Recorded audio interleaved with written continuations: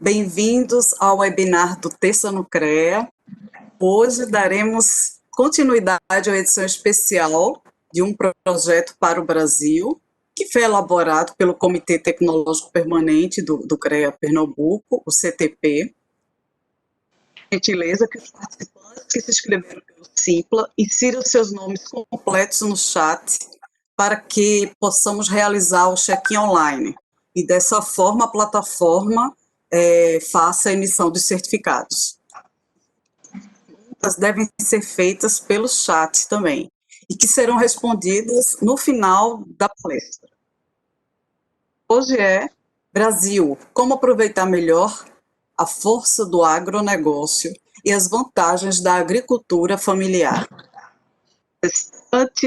Diretor de Inovação do Ministério de Agricultura, Pecuária e Abastecimento, MAPA, Kleber Soares. O debatedor, engenheiro agrônomo Mauro Carneiro dos Santos. E o moderador, engenheiro agrônomo Geraldo Eugênio. Antes de iniciarmos a apresentação, passamos a palavra para o presidente do CREA Pernambuco, o engenheiro civil Evandro Alencar.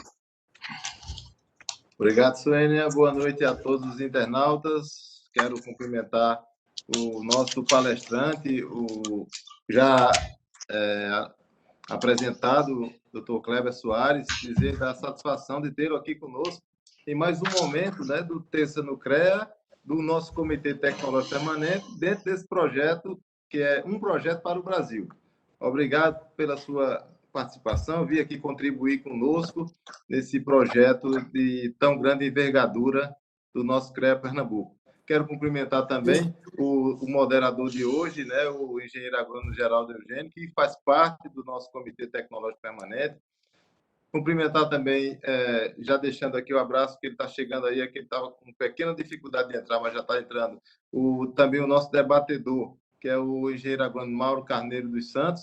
E cumprimentar também, que está na sala conosco, o engenheiro civil, Dr. João Recena, que é coordenador desse Um Projeto para o Brasil, do nosso Comitê Tecnológico Permanente. Esse é mais um momento desse projeto que a gente, ao final, irá entregar um documento com aquilo que vai ser o resultado de toda essa análise feita através do Comitê Tecnológico Permanente, mas também com essas participações importantes que temos tido. Desejo mais uma noite aqui de sucesso nesse nosso projeto e retorno a palavra para você, Suênia, para dar continuidade. Obrigada, presidente Evandro. Bom, a partir de agora, recebemos o moderador da apresentação, o engenheiro Geraldo Eugênio. Seja bem-vindo, Geraldo. Boa noite a todos, né? Primeiro, eu gostaria de, antes de citar o presidente, eu vou tomar a liberdade de citar o nosso amigo Kleber. Eu digo porque é um grande prazer estar com ele, né? Convivemos uma boa parte do tempo. E vou ter a liberdade, Evandro, Recena, Suênia e todos vocês que estão nos assistindo, de dizer o porquê do Kleber estar aqui, né? Ele, primeiro, ele não é engenheiro, o Kleber é um médico veterinário, ele é um doutor, né, nisto, mas a vida dele da Embrapa, primeiro no ICA e depois na Embrapa, tem sido uma vida exemplar.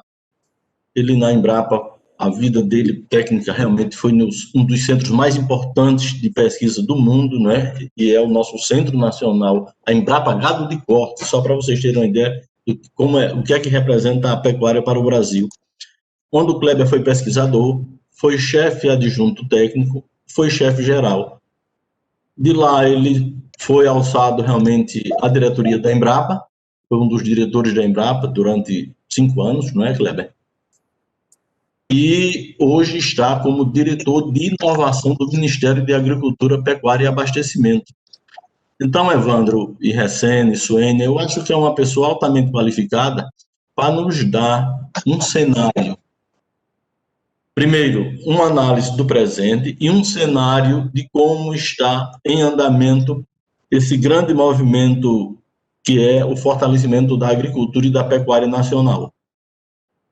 Aí nós estamos sabendo, não é, Evandro, que isso daí faz parte do fortalecimento do interrelacionamento das nossas profissões de engenharia, Cleber, onde o CREA realmente tem um engenheiro agrônomo e as áreas agrárias como parte dele, né? Os técnicos agrícolas, os engenheiros ambientais, os engenheiros florestais de pesca, engenheiros agrários e tantos outras, e várias outras, né? Então era isso que nós gostaríamos de lhe passar, realmente agradecer muito a sua gentileza e dizer que realmente sempre é bom estar com um amigo e uma pessoa com quem eu tenho tanto carinho e tanta admiração. Muito obrigado. Muito bom, Geraldo. É sempre um prazer estar aqui com vocês, especialmente aí com o nosso amigo Geraldo Eugênio, uma pessoa que admiro tanto. Foi meu chefe, né? Foi meu diretor e aprendi com ele a olhar sempre para frente, superar os desafios e tentar antecipar o futuro, né? Quero aqui, antes de mais nada, agradecer em nome do Evandro Alencar, presidente do CREA Pernambuco, Evandro, pelo convite, dizer que é um prazer. Estou de férias aqui na minha terra, no Mato Grosso do Sul, em Campo Grande, mas não podia deixar de compartilhar um pouco aqui dos insights, de reflexões para temas importantes junto com vocês, né? Agradecer também a Suênia pela disposição que está aqui conosco. Parabenizá-los pela iniciativa, né? Pela chamada do evento, um projeto para o Brasil. O Brasil e o mundo precisam de muitos e bons projetos, né? E nada melhor do que fazer aqui com vocês algumas reflexões sobre o futuro e o desafio do agronegócio brasileiro, especialmente para o nosso Nordeste. Eu sou nordestino, de nascença, como diz o baiano, até porque eu sou baiano de Feira de Santana, já morei em vários lugares aí, inclusive morei em Pernambuco, passei uma temporada aí na Universidade Rural, Federal Rural de Pernambuco, e meu primeiro registro profissional foi no CREA, tá, como técnico agrícola. Já fiz muitas coisas na vida. Minha primeira profissão, de fato, com diploma, com registro, foi como técnico agrícola, então me enche de orgulho estar aqui falando um dia após o dia do agrônomo, foi o dia de ontem, né, que é o dia de Nossa Senhora.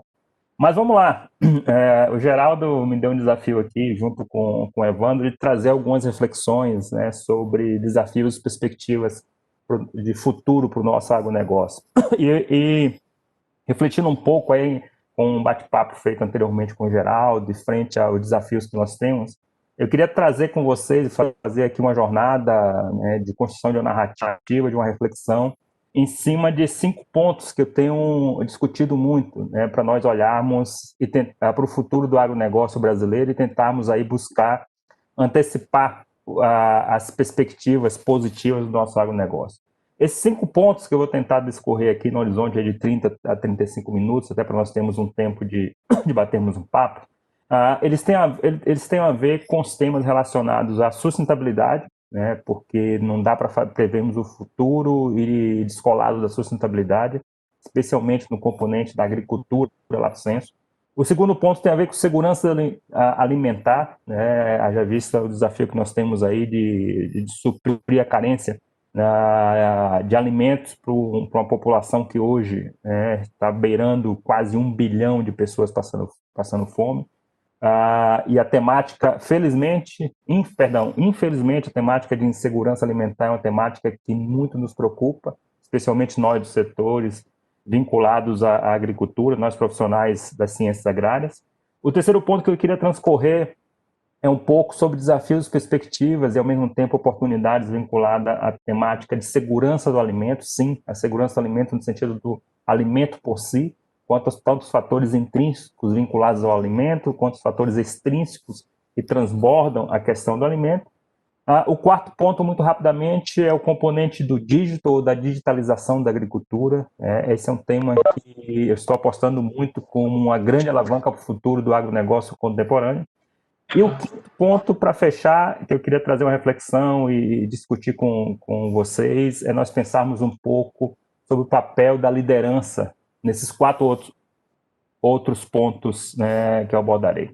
Então, vamos lá. Para iniciar, o primeiro ponto, o primeiro drive, digamos assim, para nós fazermos a reflexão, é o drive que tem a ver com sustentabilidade. Na minha visão, sustentabilidade é muito mais do que um desafio, é uma mega oportunidade para nós do setor agrícola abraçarmos e trabalharmos sobre ela. Especialmente nesse momento, né, onde nós vivemos um momento em que a sociedade como um todo né, independente das atividades econômicas, independente do setor, e claro, evidentemente no agronegócio não deixa de ser diferente. Estamos fazendo muitas reflexões, né, nesse momento que nós vivemos a pandemia da Covid-19. E se nós fizermos uma análise rápida sobre a história da humanidade, desde que o homem é homem, observem que, invariavelmente, de tempos em tempos, sempre ocorreu algumas pandemias, claro que essa que nós vemos hoje em proporções nunca antes imaginadas, a partir de um conceito, né, que foi cunhado, dizem eles entendidos, foi cunhado por Sócrates, mas muito a posteriori, muito mais recente. A Organização Mundial da Saúde cunhou o conceito One World, One Health, ou seja, um único mundo, uma única saúde, né, para poder mostrar uma conexão inequívoca entre os elementos que participam de um meio ambiente, no sentido da biosfera, tanto do componente da planta, quanto do componente animal, quanto do componente do ser humano que está contido ali.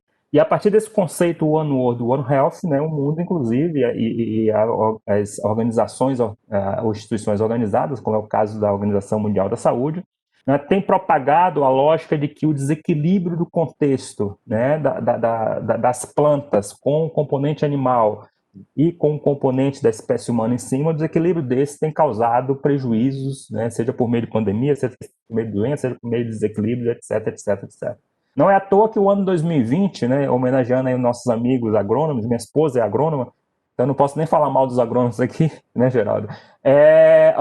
Não é à toa que a Organização Mundial de Saúde, junto com a ONU, cunhou o ano 2020 como um ano internacional da saúde das plantas. É uma pena que a pandemia, né, fez da Covid-19, obscureceu essa oportunidade de nós propagarmos o ano 2020 como ano internacional da saúde das plantas.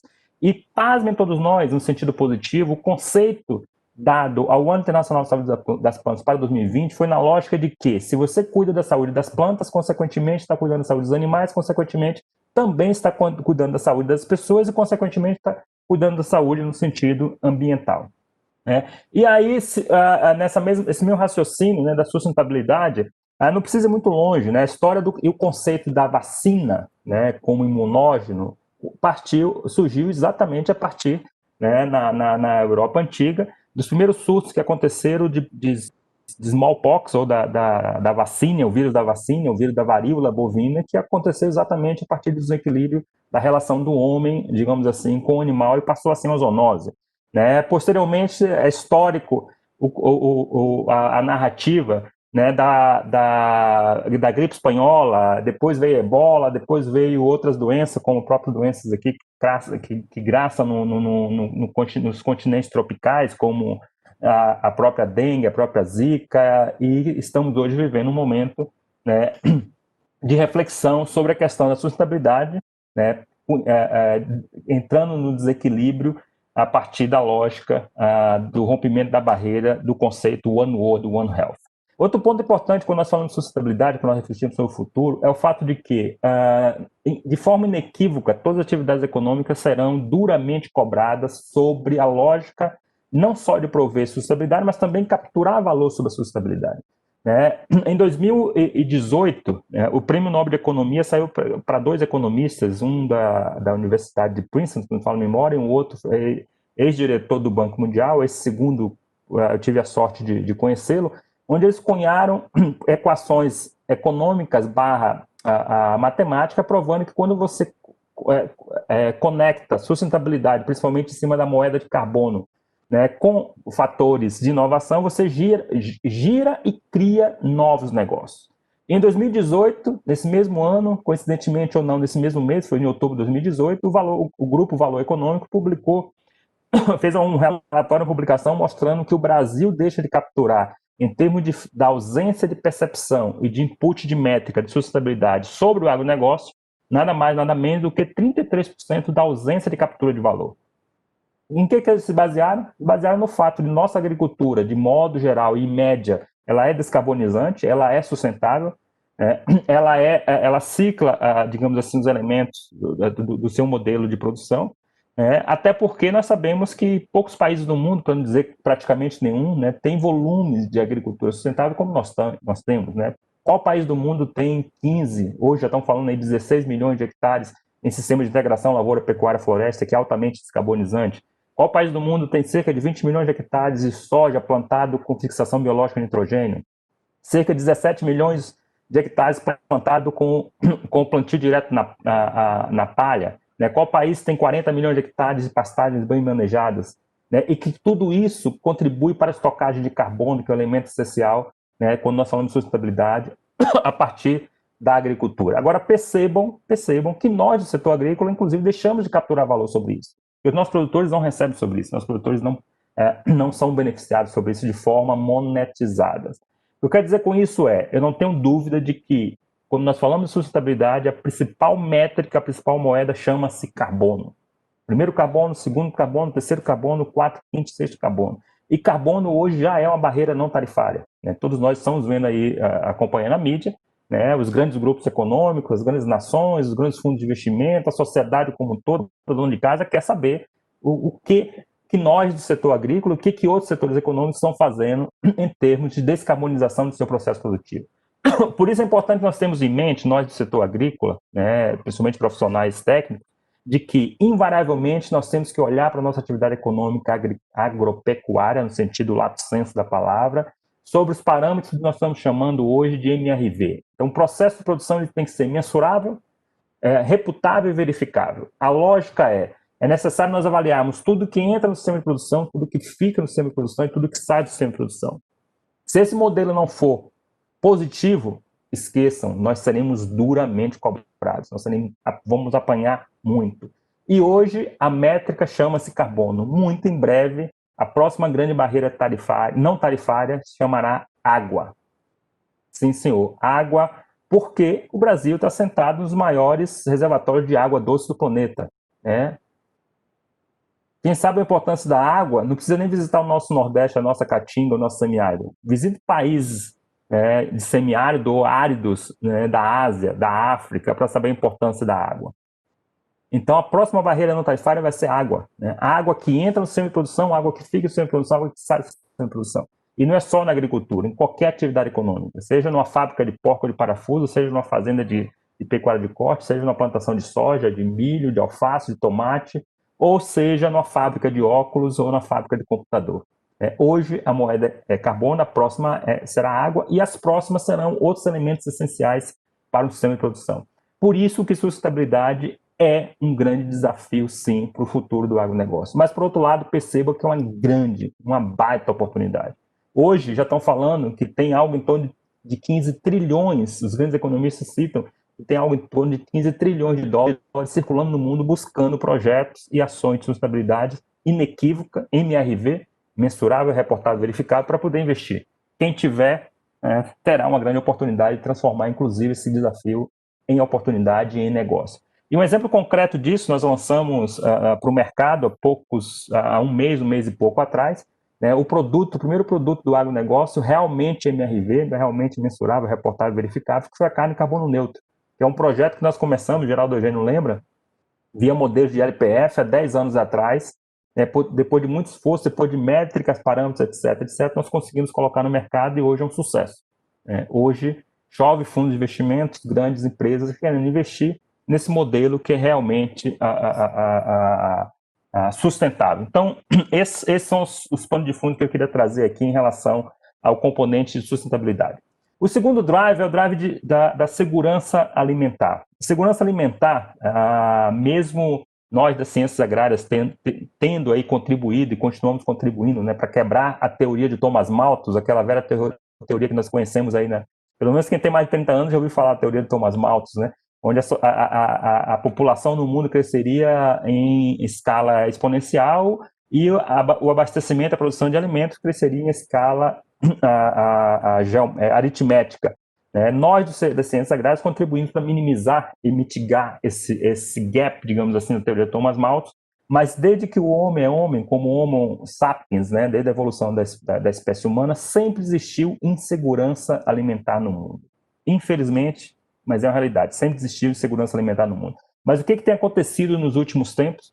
Nós estamos voltando a índice de insegurança alimentar global, como tem dito aí a própria ONU e a própria FAO, a proporções bíblicas. Até fevereiro desse ano, a FAO e a ONU estimavam que existiam no mundo algo em torno de 823 milhões de pessoas passando fome, que eles chamam de fome crônica, né, que é o equivalente a não ter algo em torno de 2.000 calorias para consumir dia. Quando foi no mês de maio, no final de maio para início de junho, a própria ONU emitiu os relatórios revelando que nesse horizonte de tempo muito curto, de algo em torno de 3 meses, já houve um adicional de mais 135 milhões de pessoas passando fome crônica no mundo. Os relatórios do Banco Mundial do mês de julho já projetam, né, que em julho o mundo já tinha retomado a índices de 1 bilhão de pessoas passando fome no mundo. Isso é muito sério. Isso é um desafio assim, gigantesco. E esse último relatório do Banco Mundial, né, sobre projeções e impactos da pandemia da Covid-19 no mundo, né, ele revelou preocupações em 3 grandes aspectos, em termos de impactos negativos. O primeiro é o incremento da ordem de 25%, né, sobre a informalidade / desemprego no mundo. Isso é catastrófico. Consequência disso, o incremento da ordem de 23% da pobreza no mundo e, consequência desses 2 fatores, o incremento da ordem de 21% a 22% de fome no mundo. Há uma projeção de que na virada desse ano, de 2020 para 2021, nós teremos algo em torno de 1,5 bilhão de pessoas passando fome no mundo. E o que nós, no Brasil, o que nós do setor agrícola, o que nós, profissionais da área de ciências agrárias, temos a ver com isso? Nós temos tudo a ver com isso. Eu arrisco dizer, inclusive, fazendo um chamamento aí para os profissionais do setor agrário, nós somos responsáveis para mitigar esse problema. Se vocês querem saber o que é fome, vão para a África, onde a população lá não tem 1.000 calorias para se manter em pé e chegar vivo no dia seguinte. Que é a quantidade mínima calórica para você manter um corpo, né, ereto e em plena movimentação para poder chegar vivo no dia seguinte. E hoje estão estimando que já tem cerca de 300 milhões de pessoas, dentro dessa população de 1 bilhão, que estão na condição de fome aguda. E aí nós vamos pensar assim, o que significa 1.000 calorias, o que significa 2.000 calorias? Isso é muito, isso é pouco. É claro, é um desafio gigantesco, mas por que não olhar isso numa lógica, né, de oportunidade? Nesse momento de pandemia, Evandro, Geraldo e colegas, né, acaba que a gente fica muito em casa e minhas crianças, como tem muita criança pequena, todo nordestino tem família grande, né? As crianças aprenderam e gostam de comer aqueles copinhos de, não estou fazendo propaganda, mas aqueles copinhos de Cup Nuts. E aí eu fui olhar, por curiosidade, quantas calorias tem no copinho daquele macarrão pré-pronto de Cup Nuts. O que menos tem é o preparado de legumes, que tem algo em torno de 2.000 a 2.800 calorias. E o que mais tem é o preparado de bolonhesa, que tem algo em torno de 5.800, 500 a 6.000 quilocalorias. Calorias. Isso significa dizer que quem passa fome crônica não tem meio copinho de Cup Nuts para comer por dia. Quem passa fome aguda não tem 1/5 de copinho de Cup Nuts para comer por dia. Por curiosidade, vocês têm ideia de quantas gramas de extrusado de macarrão com um pedacinho de milho, com um pedaço de não sei o quê, ou pedaço de carne extrusada tem um copinho de Cup Nuts? Eu passei a observar isso. O que menos tem 52 gramas, e o que mais tem 80 gramas. É simples assim. Nós conseguimos produzir algo em torno, aí, em média, né, no pior cenário, 50 gramas de um extrusado calórico de 2.000 calorias dia, a gente salva 1,5 bilhões de pessoas na virada desse ano. Qual é a nossa responsabilidade sobre isso? Total. Sem contar, não estou nem fazendo a conta aqui, nem estou trazendo a reflexão do índice de perda e desperdício que nós temos de produção agrícola no Brasil e no mundo, que gira em torno de 25% a 30%. Então, gente, eu quero trazer para reflexão no componente de segurança alimentar e de start que desde a história da espécie Homo sapiens, o mundo e a espécie humana sempre teve problema de insegurança alimentar. Nós estamos vivendo em plena era, em pleno século da tecnologia, da inovação, no momento em que o Brasil, né, se projeta como mais do que o celeiro do mundo, né, com uma agricultura tropical mais moderna do mundo, nossos irmãos, né, passando fome numa ordem de grandeza de mais de 1 bilhão de pessoas. Terceiro drive que eu queria trazer para a reflexão, o drive da segurança do alimento. É indissociável quando nós falamos de sustentabilidade, quando nós falamos de segurança alimentar, não dá para tirar e deixar de lado a segurança do alimento. Perceba que no momento que nós vivemos, seja nesse momento de pandemia, seja pós-pandemia, que vai ser muito mais forte, a relação da espécie humana com o alimento tem uma relação muito mais do que simplesmente, desculpa a expressão aqui, a lógica de termos alimento para suprir e para encher a nossa barriga. Nós temos uma relação, né, de evolução como espécie humana com o alimento. Nós temos uma relação histórica com o alimento, nós temos uma relação do cultivo, nós temos uma relação da profissão, nós temos uma relação de abastecimento, nós temos uma relação de saúde e, consequentemente, óbvio, de humanidade. As nações que menos evoluiu na história são as nações que tiveram menor quantidade de input calórico, menor quantidade de desenvolvimento da agricultura e menor quantidade proporcional de produção de alimentos.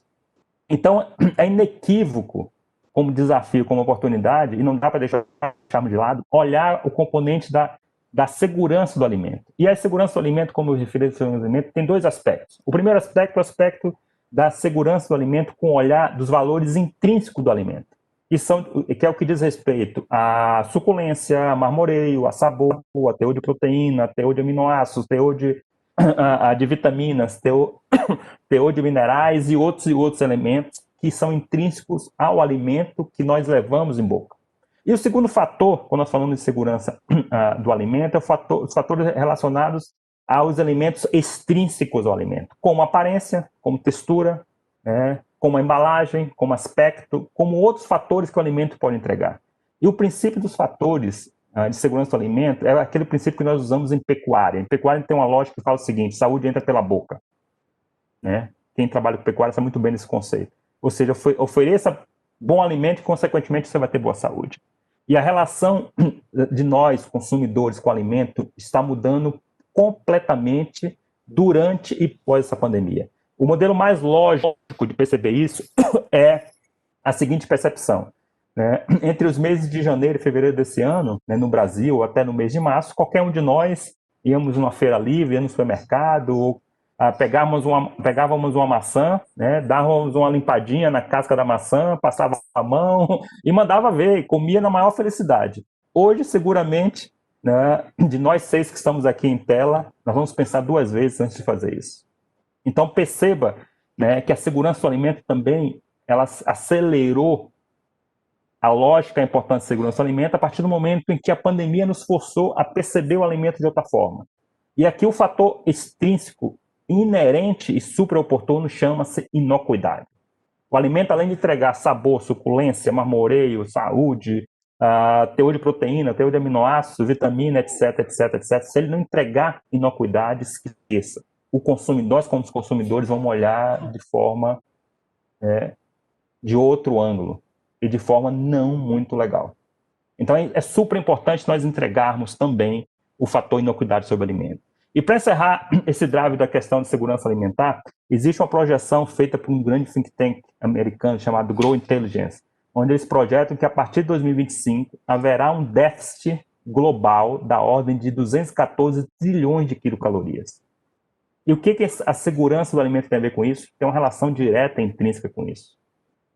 E o modelo mais lógico disso é: o que é mais importante? Nós produzimos alimento, fazemos agricultura em volume ou em qualidade nutricional? O mundo passa fome. Quem tem fome tem pressa. Não dá para esperar.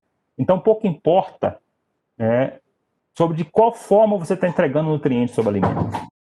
E na lógica alimentar, desde que o homem é homem, desde que nós transformamos e criamos o conceito de agronegócio, o que move o agronegócio, primeiro chama-se proteína, segundo proteína, terceiro proteína, quarto proteína, e entre os 10 fatores, arrisco dizer que até o quinto.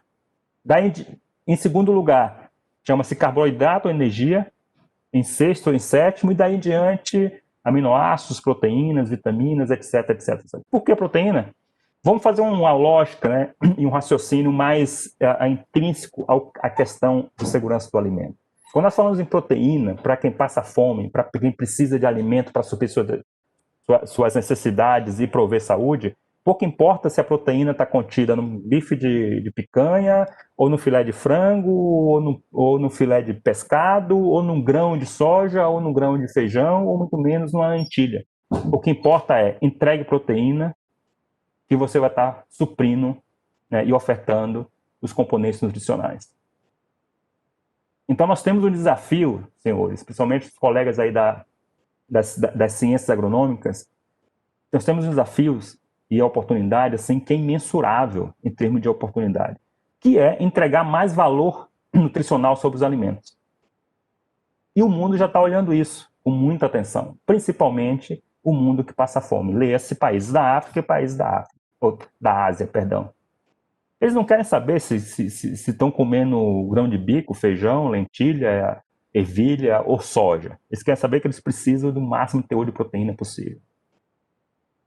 Então, isso que eu me refiro a desafios / oportunidades quando nós falamos de segurança alimentar.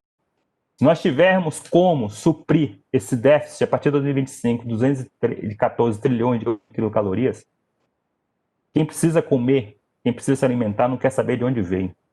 Quer saber que tem que ter disponível para ele consumir. Então, esse é o desafio e, ao mesmo tempo, é uma mega oportunidade que nós temos de trabalhar com componentes de segurança alimentar. E aí você deve estar pensando assim, mas o que o Cleber quer dizer com isso? Né? Qual é o que nós temos em termos de oportunidade? Que às vezes é muito mais fácil a gente olhar os desafios, né? Eu vou citar um parâmetro para vocês que eu conheço muito bem, que é o segmento de carnes. Para vocês terem ideia do desafio, que é muito mais oportunidade para o mercado de carne, os chineses passaram nos últimos 10, 15 anos a consumir muita carne. É claro que a opção deles, a melhor opção, que é hábito de consumo, é carne de suíno. Com os surtos que têm acontecido na China e eles estão tentando controlar de peste suína, eles tiveram que aumentar o consumo de outras carnes.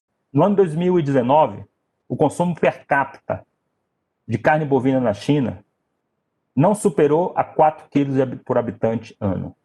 O consumo per capita de carne bovina no Brasil, no melhor cenário, ele oscila entre 35 a 42 quilos por habitante ano, de carne bovina. É claro que os gaúchos, os sul-mato-grossenses, né, a turma que adora churrasco, come 200. Mas vamos considerar 40. Os chineses só comem 4 quilos. Se nós fizermos uma conta simples, só para a gente pensar e refletir, imagine vocês se a classe A da China, que é estimada a algo em torno de 350 milhões de habitantes, ou seja, um Brasil e meio, consumisse 20 gramas de carne bovina por dia. E faça um teste. Coloque 20 gramas de carne bovina moída na panela para ver o que vira. Não vira nada. Se cada chinês, classe A, 350 milhões de habitantes, consumisse 20 gramas de carne moída por dia, quantos Brasis seria necessário para abastecer esse povo? A gente não dá conta. Então não dá para a gente olhar que o mundo vai virar vegetariano, que o mundo vai virar flexitariano, que os chineses não comem carne. Não comem carne porque não tem. Simples assim.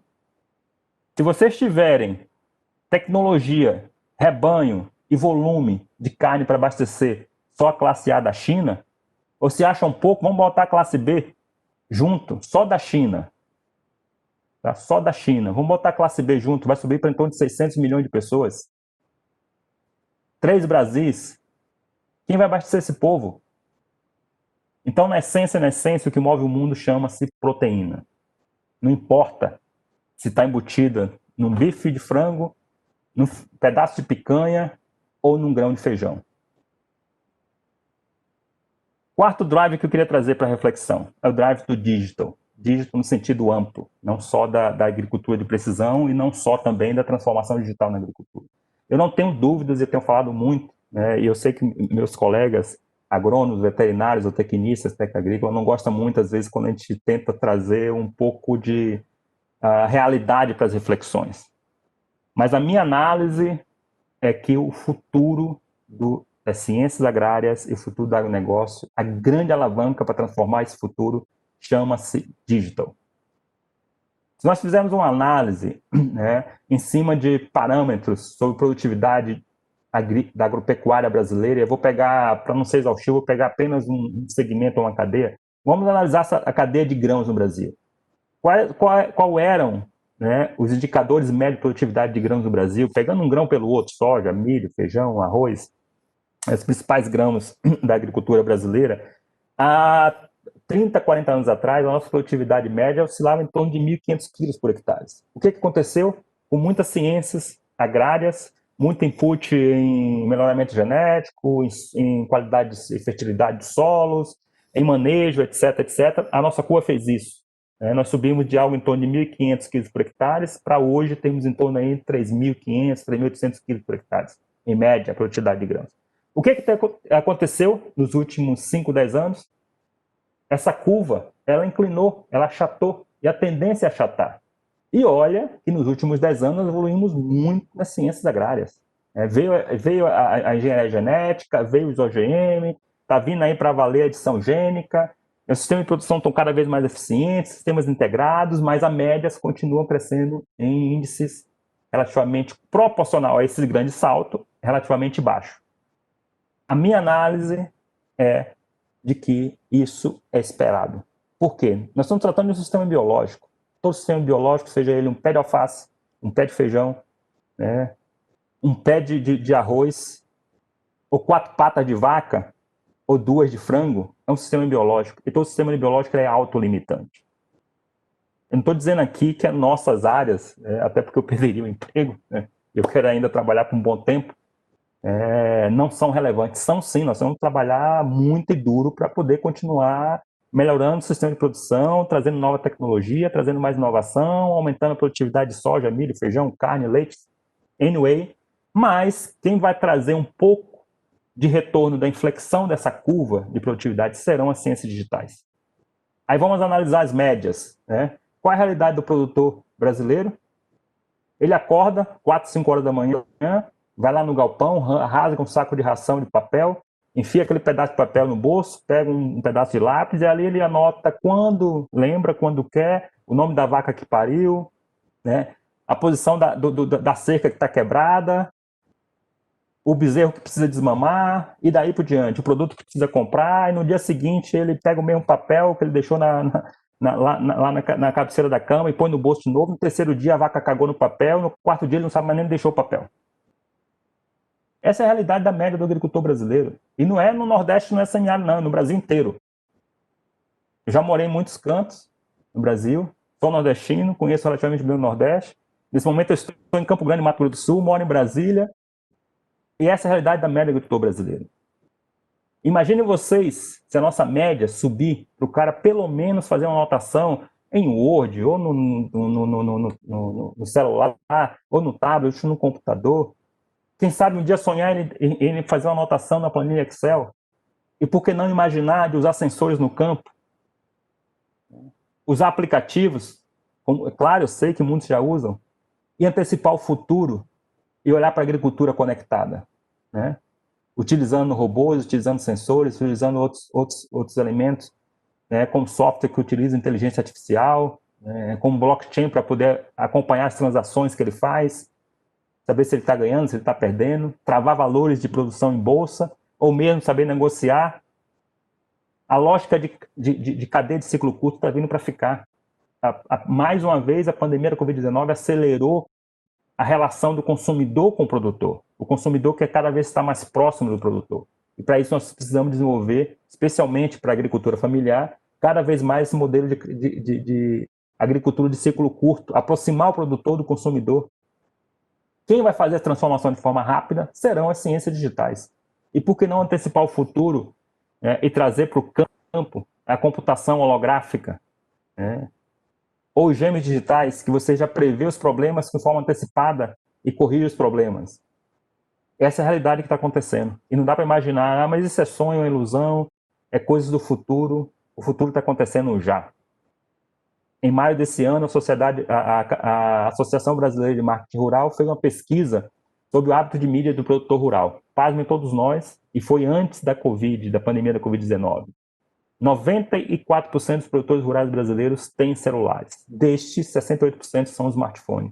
Às vezes o cara mal tem o que comer, mas tem um smartphone. Porque senão ele não conversa com a esposa, não conversa com a filha, não manda uma mensagem para o amigo.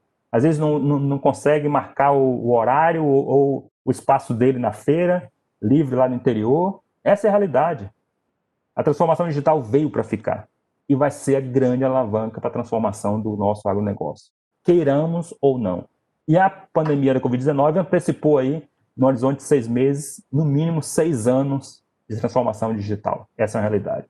E para encerrar, o última reflexão, o último ponto para reflexão que eu queria trazer é um pouco do olhar sobre a importância da liderança versus humanidade. De tudo isso que eu falei, gente, se nós, que somos profissionais que estamos à frente aí de instituições robustas como o CREA, instituições como a Embrapa, como o Ministério da Agricultura, nós que temos capacidades, que estamos dialogando sempre com os nossos pares, né, e com os atores do agronegócio, se nós não contribuirmos para o desenvolvimento de novas lideranças, nós estamos em maus lençóis. O mundo inteiro carece de líderes. As nações carecem de líderes. Nosso bairro carece de líderes. Nossa cidade carece de líderes. Nossa rua carece de líderes. E às vezes dentro da nossa própria casa. No sentido amplo da palavra. Então nós temos que investir urgente em liderança. Especialmente os jovens que estão vindo aí com uma outra mentalidade, como diz, né, os jovens com a outra pegada, com a outra visão. É essencial. Queiramos ou não, nós temos que preparar a liderança. Mas uma liderança diferenciada, para além desse olhar, né, da formação clássica acadêmica, onde o cara passa 5, 6 anos fazendo uma faculdade.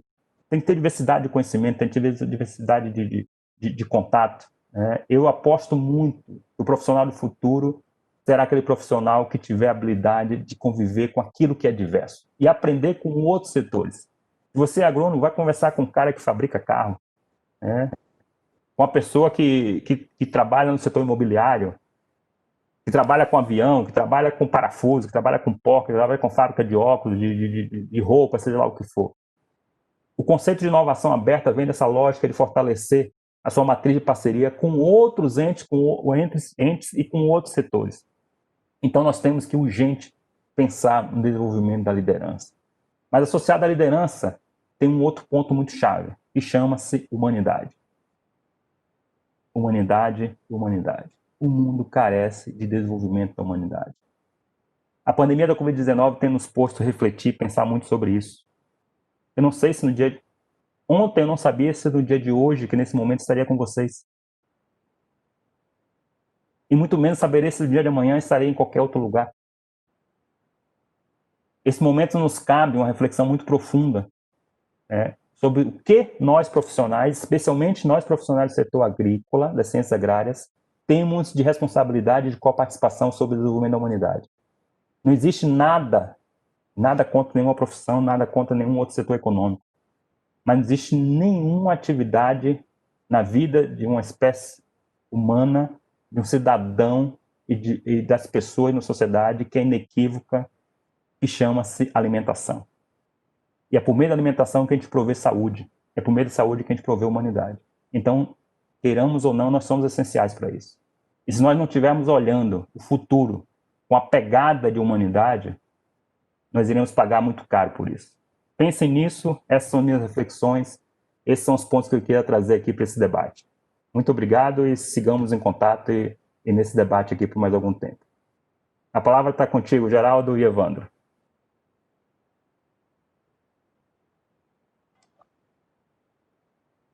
Suênia, né? Isso, Suênia.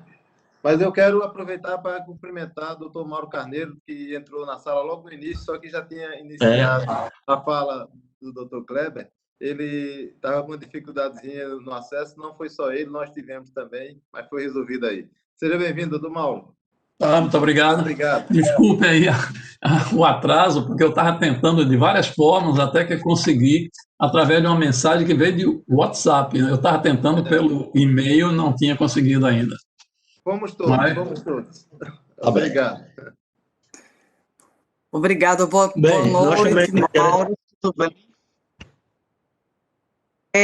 Geraldo Eugênio, pode dar continuidade como moderador.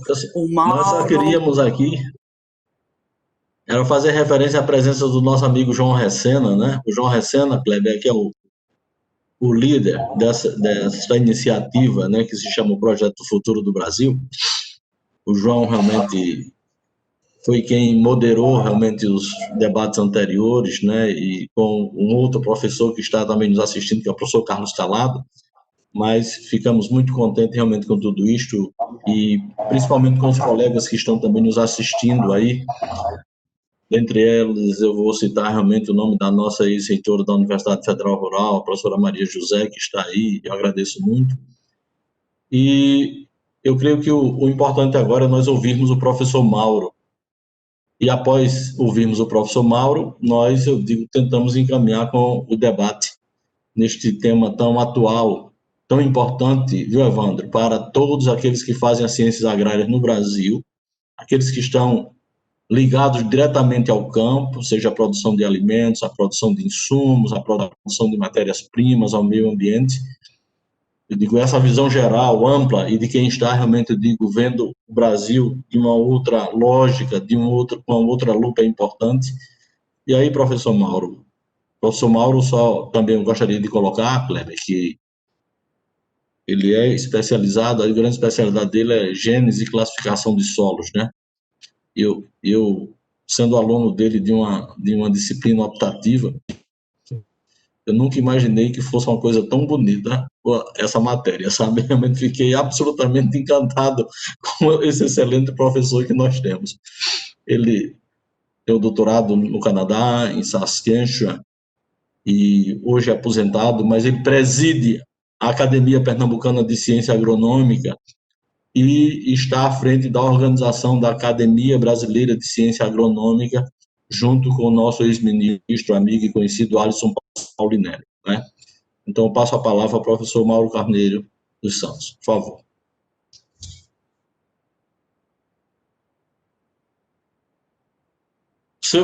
Seu fone está desconectado. Ok. Então, desculpem mais uma vez pelo atraso. Obrigado, Geraldo Eugênio, pelas palavras.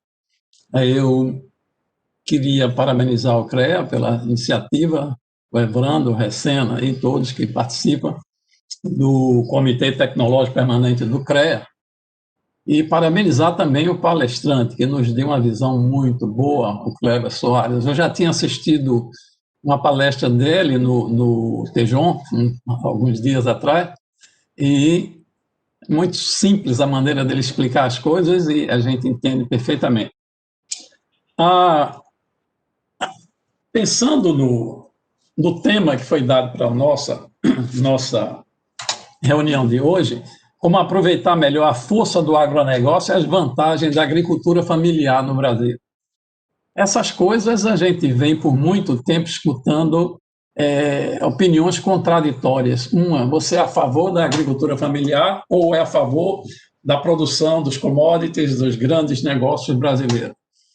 Se a gente olhar a trajetória do Brasil, a gente vê que a agricultura familiar é uma coisa que, um exemplo, tem acontecido no Brasil muito proveitoso.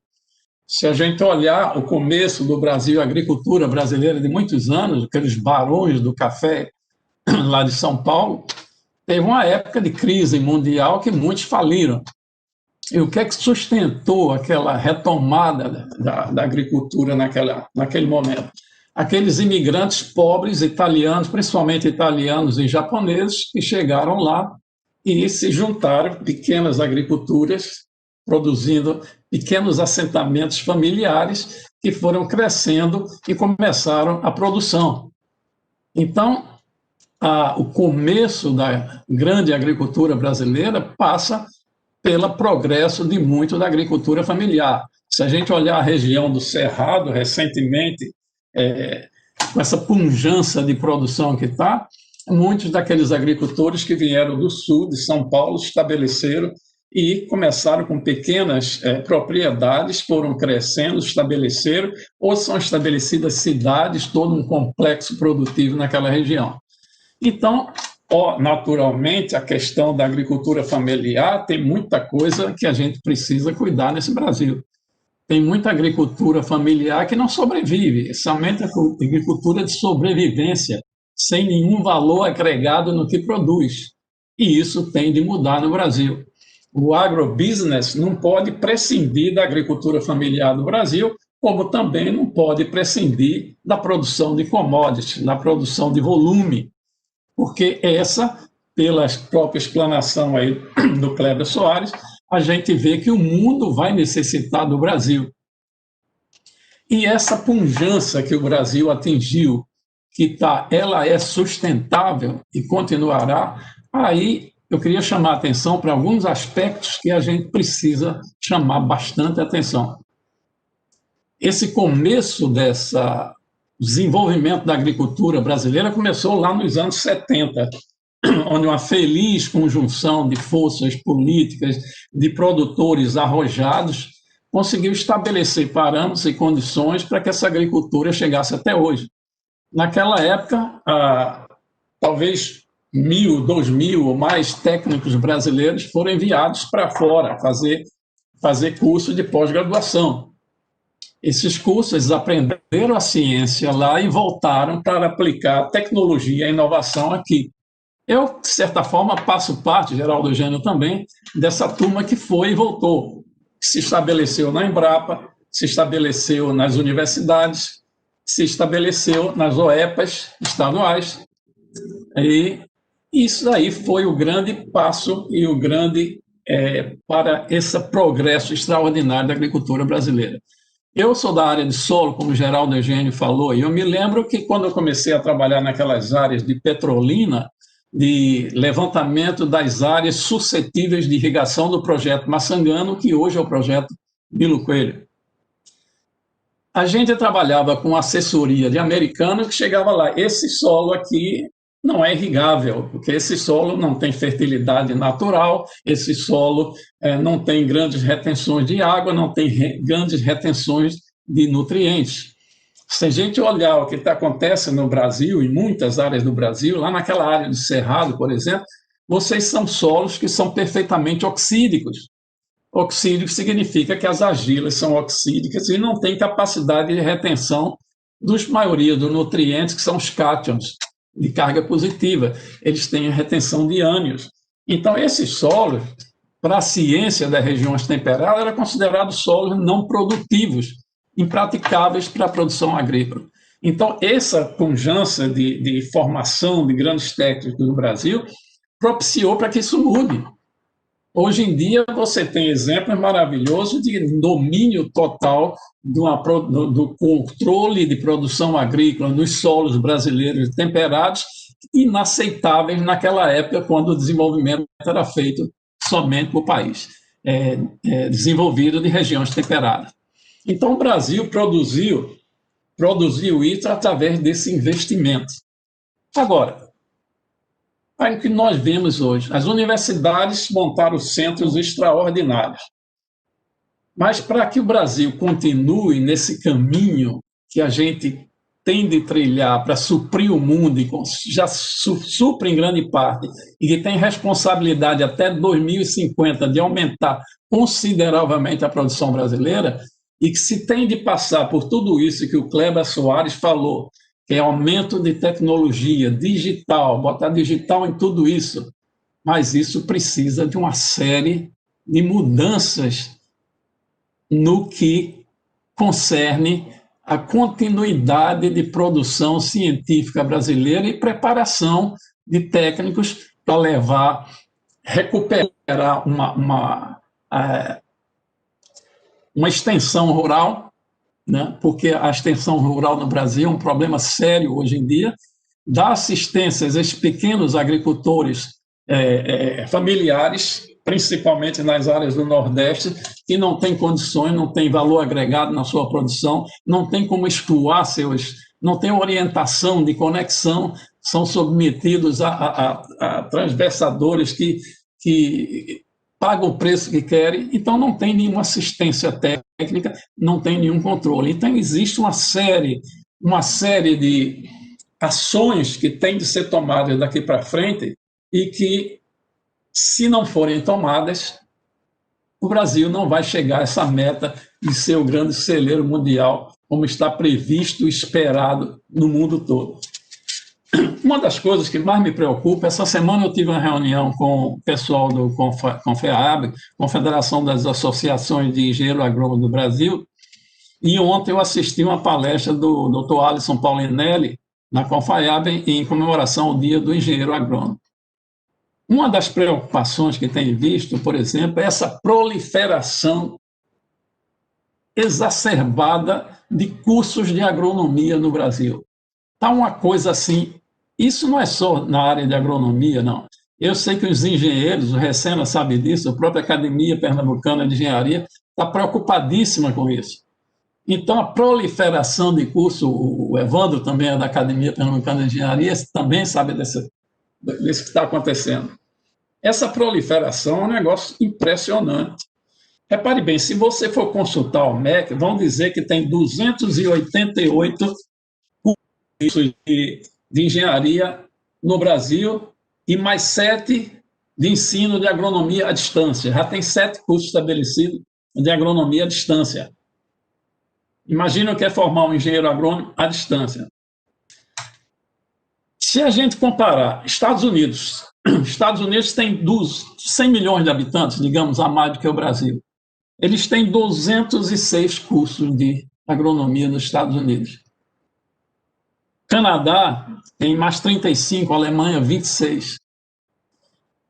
O pessoal da Confiab, o Kleber e o Gilberto Fujimoto ontem estavam me dizendo que há dados incríveis no Brasil que nós já temos entre 427 a 460 cursos de agronomia nesse país. Imagina os cursos. Aí eu pergunto ao Kleber Soares, como é que nós vamos formar líderes nessas coisas? Aonde nós vamos formar esses líderes? Com esses cursos de agronomia proliferados do jeito que estão? Os próprios cursos, as próprias universidades hoje estão sofrendo um problema tremendo. As grandes universidades brasileiras, que foram responsáveis também por esse desenvolvimento tecnológico, hoje sofrem um problema terrível. Com esse crescimento, essa proliferação de cursos para todos os lados, quais são os professores que elas estão contratando? Normalmente se forma muito, por exemplo, eu vou falar engenheiro agrônomo, mas isso serve para outras profissões. Contrata um engenheiro agrônomo, ele se forma, aí não tem emprego, porque ultimamente não tem tido muito emprego, apesar de toda essa pujança da agricultura brasileira. Aí ele não tem o que fazer, vai fazer mestrado. Aí continua sem emprego, consegue uma bolsa, vai fazer doutorado. Aí abre um concurso para professor de universidade, ele com doutorado vai ensinar. Vai ensinar o que viu no mestrado, vai ensinar o que viu no doutorado. A visão contextual, e a gente sabe, alguém já disse que todo conhecimento significativo é conhecimento contextual. Em grande parte desse conhecimento é vivencial e tácito. Então, você só consegue controlar um conhecimento significativo, contextual, com a vivência prática, a vivência tática e a vivencial, digamos, de modo geral. Então, os professores que estão ocupando os cargos na Universidade do Brasil estão completamente inaptos a produzir esses líderes da maneira que Kleber estava falando. Essa é uma das preocupações. Outra preocupação é o ressurgimento da assistência técnica e extensão rural. Nós, da Academia Pernambucana de Ciência Agronômica, tivemos uma preocupação de estudar os cursos de agronomia, que são 7 hoje já no estado de Pernambuco, e que fizemos um grande projeto, não conseguimos financiamento, mas estamos reformulando esse projeto para executá-lo de uma forma virtual, já que hoje está mais fácil fazer isso. Outro caso que nós temos, por exemplo, agora no dia 27, nós já temos um webinário sobre assistência técnica e extensão rural, bem produzido por 2 colegas da academia, que são o professor Jorge Tavares, que vem estudando isso há muito tempo. Então, nós temos seminários preocupados com essa situação da assistência técnica e produção rural. A gente fala em tecnologia, digitalização, mas tudo isso tem de passar por uma difusão. O Big Data tem de seguir um fluxo desses dados, um trabalhamento desses dados, uma assistência técnica. Claro, que o Ministério, eu vi essa semana que está inaugurando um convênio aí, que até o Kleber estava presente nesse convênio, eu vi. Me desculpe, permita aqui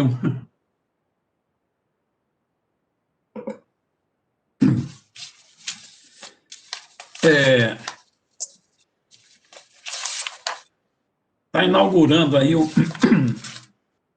convênio com o Instituto do INPA, né, de Aeroespacial do Brasil, para justamente fazer uma cobertura de satélite de difusão de dados. Isso é importantíssimo. Quer dizer, Agência Espacial Brasileira. A Agência Aeroespacial Brasileira. Exatamente. Nós tivemos também preocupação com, no caso, na nossa academia com Pernambuco, fizemos uma reunião com 3 ex-secretários de Agricultura de Pernambuco, um deles, Geraldo Eugênio, que está aí, o outro, Gabriel, e o Aloysio Sotero. O que a gente queria ver, a sua experiência tendo sido secretário de Agricultura de Pernambuco, o que é que vocês veem a agricultura hoje e o que é que vocês pensam como deverá ser daqui para frente? Que providências deverão ser tomadas? Aí nós elencamos, eles elencaram uma série de questões que nós vamos passar a discuti-las. Mas aí eu estava vendo hoje aquele livro produzido agora uma coordenação do Roberto Rodrigues, que é da Academia Brasileira de Ciências Agronômicas, Agro é Paz, né? Esse livro, se você olhar os 10 pontos chamados a atenção deles sobre o que deve ser feito na agricultura brasileira para ela continue, cresça e seja realmente sustentável e produza os efeitos que é esperado dela, são 10 atitudes que praticamente são as mesmas que nós chegamos à conclusão em reunião dos 3 secretários de Pernambuco. Então, os pontos que são para Pernambuco praticamente são os pontos que estão também necessários para o Brasil. Então, o que nós precisamos hoje em dia existe uma polarização violenta em tudo que se discute. Essa polarização está levando a um tribalismo incrível que hoje o mundo está descobrindo que essa polarização, que tudo que se quer discutir, tudo que se quer discutir de forma séria, tem de levar em consideração a tendência política, ideológica e muitas vezes, pior ainda, a tendência político-partidária tem de estar tomando parte disso, e isso não vai levar a nada. Essa incidência, que é uma coisa nova, da tendência do tribalismo na política, é uma das formas mais insidiosas que existem no desenvolvimento de um país. Então, eu queria, agora são somente considerações adicionais, mas eu gostaria de escutar com o Kleber essa ideia dele, de formação de líderes, onde é que ele sugere e pensa que devam ser produzidos esses líderes nas condições atuais brasileiras.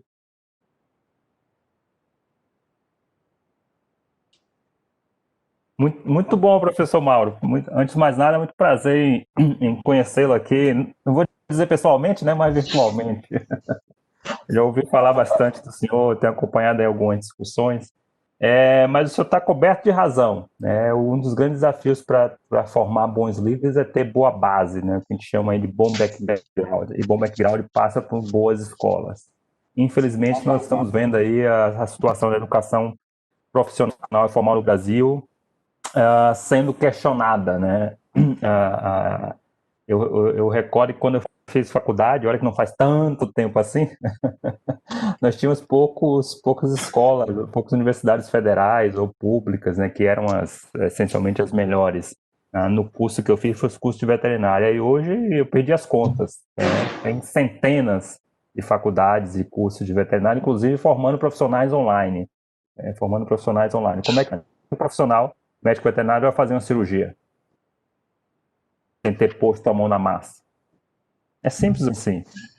Então, para ser líder, tem que ter também um bom background. Agora, eu não tenho dúvida de que a abordagem transdisciplinar, o conhecimento do profissional que ele deve ter a partir de outras experiências, também é essencial, sim. Então, nessa lógica que vocês cunharam aqui no conceito de um projeto para o Brasil, eu colocaria aí na pauta desenvolvimento de liderança no agro. Quem sabe até para termos fomentado aí pelo CREA Pernambuco, né, uma discussão mais profunda sobre o profissional do futuro do setor, do segmento agrícola, né, a partir do olhar da liderança. E também eu arrisco a dizer que não adianta ser só ser bom profissional não, tirar nota 10 na faculdade, ser o cabeça de chave aí nas disciplinas, nas notas, porque se não transformar o meio, eu arrisco dizer que não faz muita diferença no campo.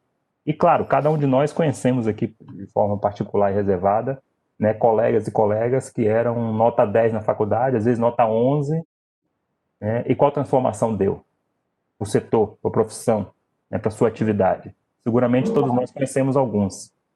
Então, quando me refiro à liderança, é um pouco disso, né, é muito disso, da capacidade de transformar, da capacidade de agregar valor, não no sentido monetário, mas de agregar valor em termos de formar novas pessoas, de trazer nova visão, né, de contribuir para o desenvolvimento de tecnologia, contribuir para a inovação, transformar a sua região, o seu bairro, a sua cidade, ou o seu entorno, ou a sua atividade, né? Se você é especialista aí, pegar o exemplo do Geraldo Eugênio, especialista em melhoramento de milho, qual o legado que você deixou? Né?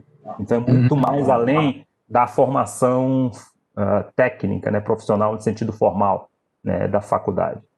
Então, esse é um ponto para a gente refletir.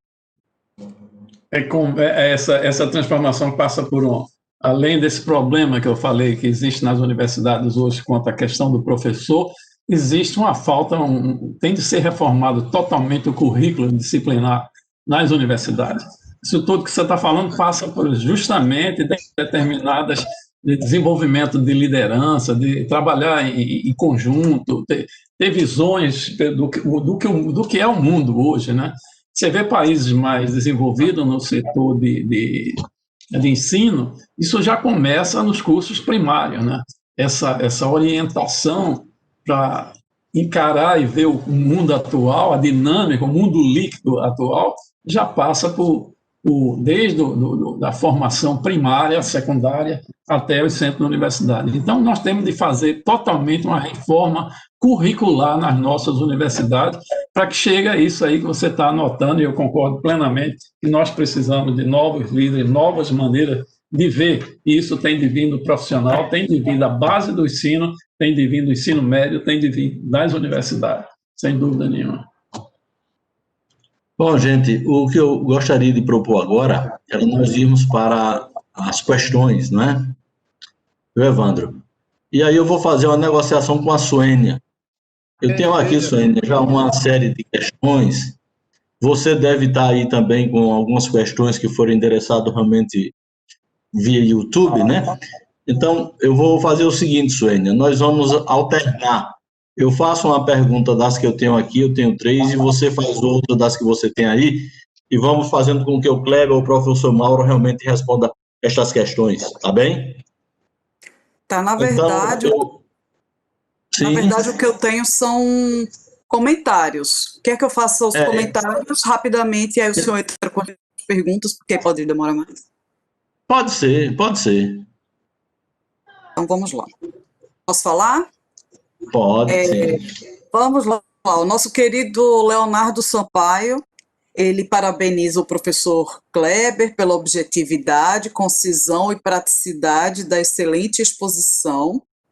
Ele também fala que precisamos trabalhar seriamente as questões da falta de integração institucional e descontinuidade administrativas, características do subdesenvolvimento, e fala que pontos cruciais para discussão e prioridade no projeto para o Brasil do CREA estão sendo tratados.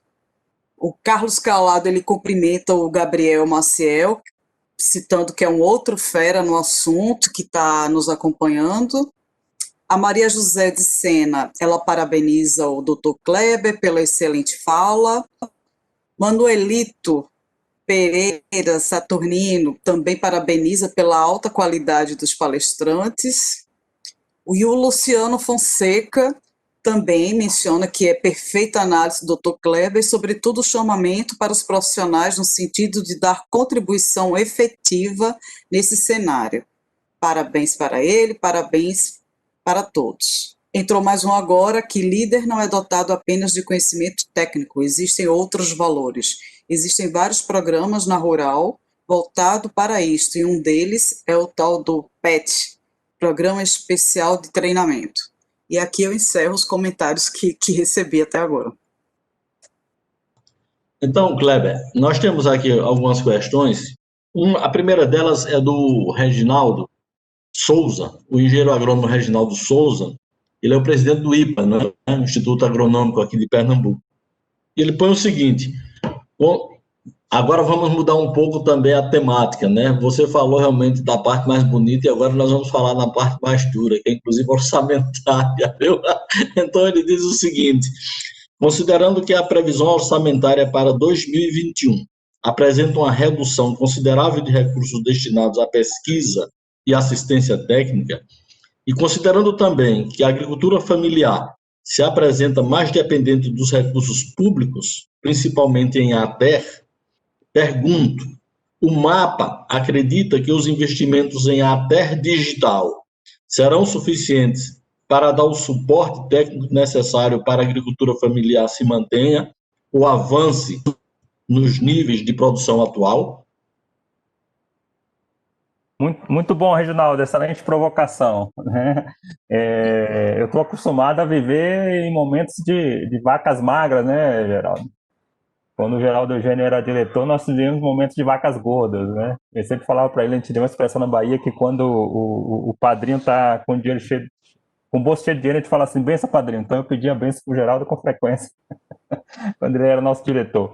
Mas, brincadeiras à parte, eu não tenho dúvida de que nós não temos recursos suficientes no Ministério da Agricultura para fazer essa grande transformação de ATER no Brasil. E não é só ATER digital, ATER no sentido amplo, né? Assistência técnica e extensão rural como um todo, no Brasil como um todo também.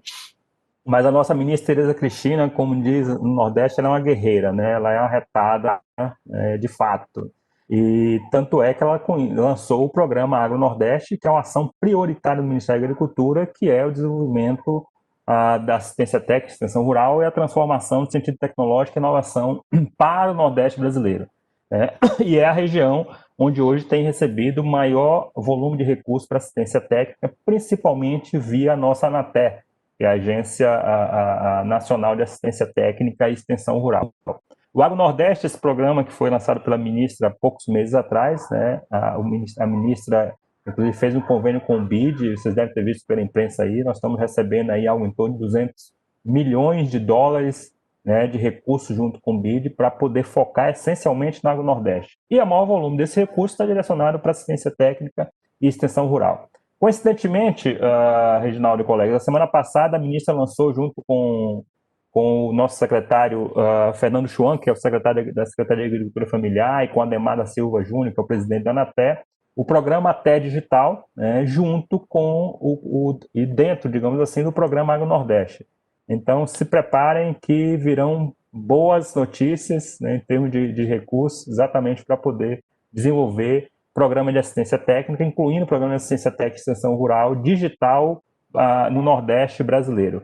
E foi assinado há cerca de 2, 3 meses atrás um convênio com o ICA, vocês devem ter tomado conhecimento, até que é um dos pilotos aí no estado de Pernambuco, né, de um programa para aplicação de uma plataforma do ICA, na verdade não é do ICA, né, de uma instituição americana, né, que usa essa plataforma, né, como estrutura digital para poder levar conhecimento, informação e conteúdos digitais para o homem do campo. E os pilotos serão utilizados algo em torno de 100 mil famílias do semiárido nordestino, como todo o estado de Pernambuco está contemplado, que eu sei que a ministra já destacou o estado de Pernambuco. Então, a princípio, temos boas notícias. Obrigado, Reginaldo. Grande abraço. Ô, Kleber, Suênia, você vai catalogando aí alguma observação que eu vou fazer a segunda pergunta, né? Segunda pergunta, Kleber, é do Luiz Fernando. Luiz Fernando é um empresário, eu acho que você conhece, ele é o presidente da Associação Nacional de Fruticultores, tem sede lá na CNA, ele tem empresas no Rio Grande do Norte, no Ceará e aqui em Pernambuco, com exportação de melão, sabe? É uma pessoa muito arrojada, é tão arrojada que a empresa, a Agrícola Formosa, é quem está fazendo esse grande experimento com trigo lá no Ceará. Né? Aí o Luiz Fernando, sabendo que você estava aqui, ele mandou a seguinte questão: nas políticas de inovação para o agronegócio, estão previstas estratégias que aproximem as instituições de ensino e tecnologia do setor agropecuário para que esses ecossistemas de inovação possam contribuir de maneira mais efetiva com tecnologias que agreguem valor e melhorem a produtividade e competitividade, especialmente dos agricultores familiares. Ele é um grande empresário, a gente pode dizer assim, mas ele depende muito dos pequenos e médios que trabalham realmente em torno desse ecossistema de empresas, né? Então, ele, como outros que eu tive a oportunidade de conversar antes de você chegar, Kleber, eles estão sempre ansiosos por saber quais serão as iniciativas em forma de aproximar a academia realmente do mundo real da agricultura.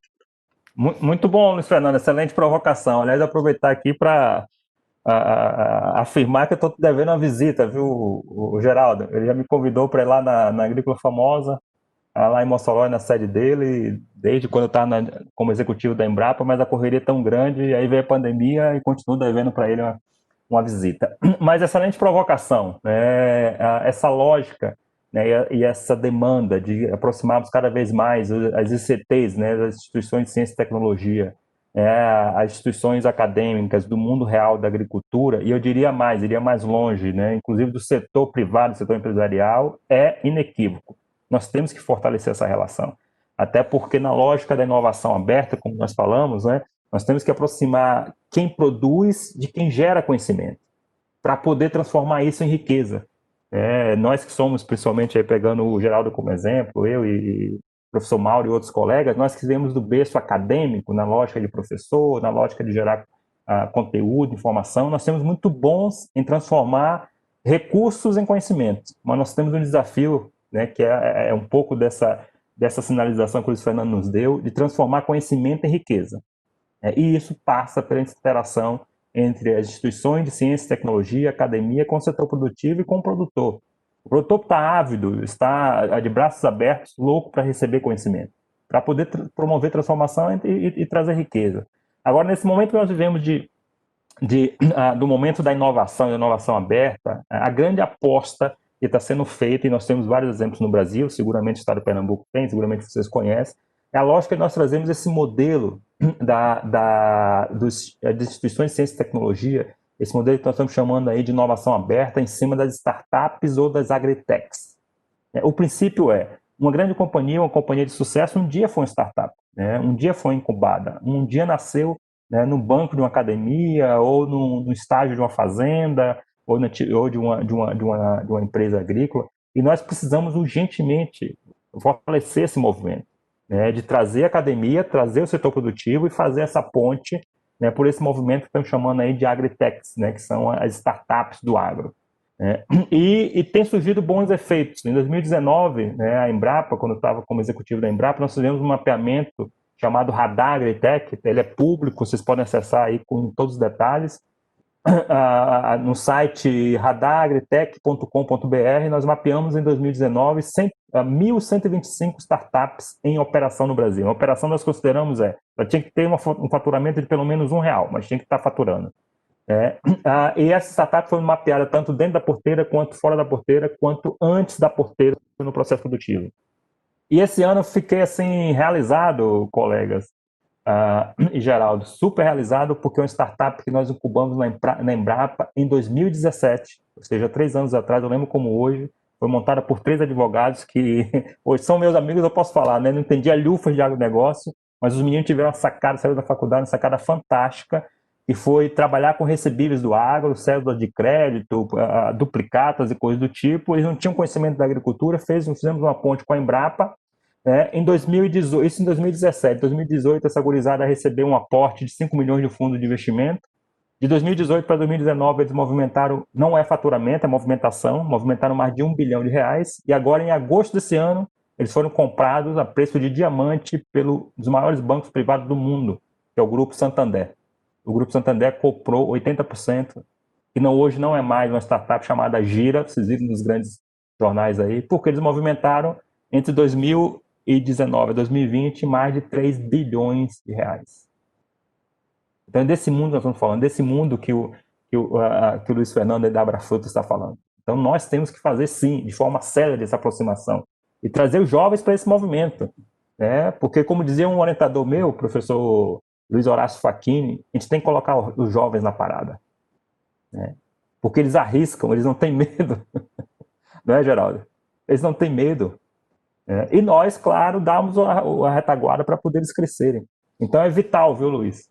É mais do que preciso, é vital nós fazermos esse movimento. E o Ministério da Agricultura está fazendo, esse foi um dos desafios que a ministra Tereza Cristina, ao me convidar, colocou na mesa, para eu assumir a diretoria de inovação do MAPA, fazer esse movimento de aproximar as ICTs do ambiente produtivo, né, e levar cada vez mais tecnologia para o nosso produtor.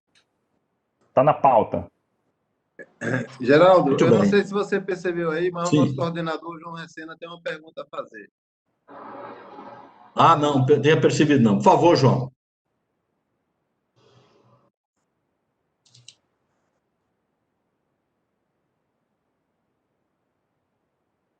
Desculpem aí que estava destravando o meu microfone. Agradeço a oportunidade que me é dada e começaria por fazer um pequeno comentário sobre o que disse o Dr. Mauro há poucos instantes atrás. Não sei exatamente as palavras que ele usou, mas mais ou menos falou sobre a importância de nós providenciarmos um espaço livre de radicalismo político que nos permitisse discutir as coisas mais importantes que a gente tem para resolver. E esse é justamente o espírito dessa nossa iniciativa, um projeto para o Brasil. E eu quero dizer que, mais uma vez hoje, assim, estou extremamente satisfeito com o que eu pude ouvir aqui. Eu agradeço muito a Geraldo Eugênio por ter insistido em fazer esse evento dentro do nosso projeto e de convidar as pessoas que convidou. Acho que assim é um deleite para os brasileiros poderem ouvir palestras como nós acabamos de ouvir aqui, e ainda vamos ouvir mais em termos de perguntas, sobre as nossas perspectivas assim, no mundo da agricultura. Dr. Kleber nos disse basicamente que nesse campo nós só podemos perder para nós mesmos, ou seja, que o Brasil tem toda a chance de se consolidar como um grande líder nessa área, com tecnologia, com a digitalização da agricultura, etc, etc, etc. E assim, eu arrisco aqui uma pergunta que eu sei que é um tanto quanto difícil para responder, mas diante de tudo que a gente falou aqui do grande negócio nacional, eu queria ver se os nossos palestrantes de hoje podiam dar uma pequena pala sobre, digamos assim, o que resta para o Nordeste, especialmente para o semiárido. Ou seja, quem é aqui do Nordeste sabe que a gente tem cana no litoral, tem grãos no oeste, tem uma irrigação em alguns polos específicos do São Francisco e algum outro pequeno polo, mas a gente tem uma área muito grande que não consegue se desenvolver com o mesmo potencial que as outras, por exemplo, o Cerrado, né? E assim, o grande problema sempre é você ser o segundo da classe quando o primeiro, digamos, é o maior do mundo. Acontece, por exemplo, com a cana. A cana do Nordeste brasileiro é uma cana produtiva, mas por azar está no mesmo país onde está a cana, por exemplo, de São Paulo, das terras roxas de São Paulo, ninguém consegue competir. Se o semiárido fosse em Israel, isso aqui estava viabilizado, mas para, entre aspas, azar nosso, nordestinos, nós concorremos dentro do próprio país com outras áreas extremamente propícias à agricultura e cada dia a gente confirma mais isso. Assim, eu sei que é difícil comentar, inclusive, isso para os nordestinos, mas será que há alguma coisa que se possa pensar em relação ao semiárido mesmo? Ou seja, será que há alguma coisa, algum alento assim, em termos de alguma produção mais especializada, algum nicho, a fabricação do queijo para exportação, são frutas que a gente tenha e que possam ser naturais daqui, exportadas, produzidos doces ou o que seja. Assim, o que a gente pode ter ou não pode ter de esperança com relação à produção no semiárido? mais uma vez eu uso a palavra de quem nos antecedeu aqui, Dr. Kleber, por exemplo, é quando fala da importância que teve a pequena agricultura, aliás, acho que foi o Dr. Mauro que disse, a da pequena agricultura, quando os japoneses, os italianos chegaram aqui e começaram com a pequena agricultura, hoje eles dominam, a gente só acha gaúcho, essa turma que começou lá, tomando conta dos grãos do sul, do Piauí, do sul do Maranhão, etc. Bom, então, assim, há uma importância da agricultura no processo de desenvolvimento de qualquer país, de qualquer nação. E o que a gente podia pensar aqui nesse grande espaço que é o semiárido nordestino?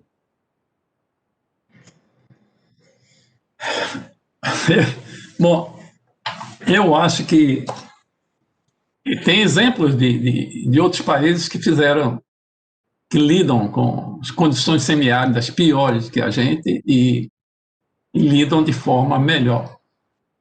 A questão de decisão política do semiárido é um dos problemas mais sérios.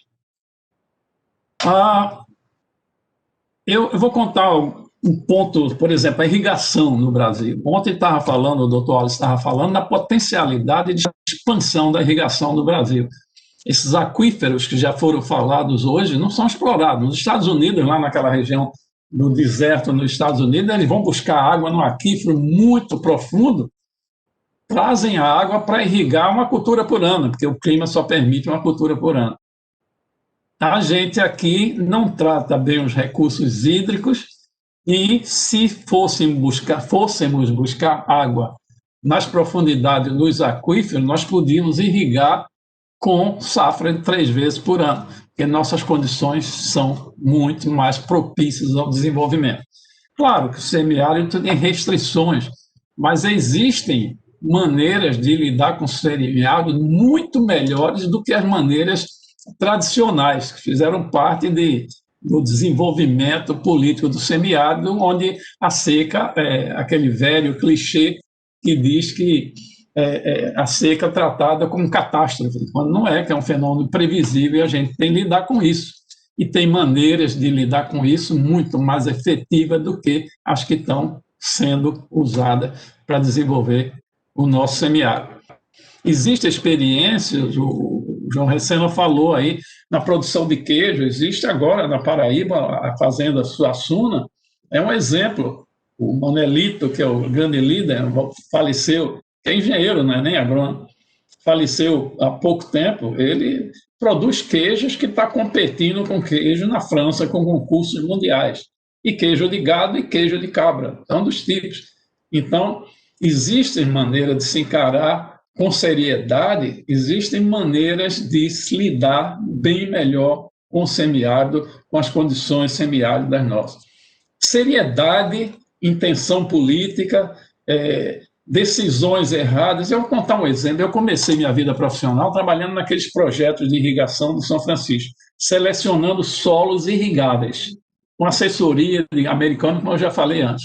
Naquele momento, eu trabalhava para a empresa, a terceira maior empresa de engenharia do Brasil, a Geotécnica S.A., que não existe mais, e fizemos esse trabalho nas condições perfeitas. Quais são as condições perfeitas? Tinha uma carta extremamente detalhada, de 1 para 2.000, com curva de nível de 0,25 e 25 centímetros, ultra detalhes, recente, fotografia aérea, prospecções suficientes para cobrir toda a área, ver a variação de profundidade do terreno, tudo, fiscalização dos órgãos contratantes para fazer outro trabalho. No caso era a Codevasf, não tinha esse nome naquela época. A fiscalização de americanos especialistas na área, fiscalização do Banco Mundial, tinha fiscalização que seguia da parte química no laboratório que a gente tinha em Recife para produzir as análises químicas, e de lá para cá eu venho trabalhando nos grandes projetos de irrigação do Brasil.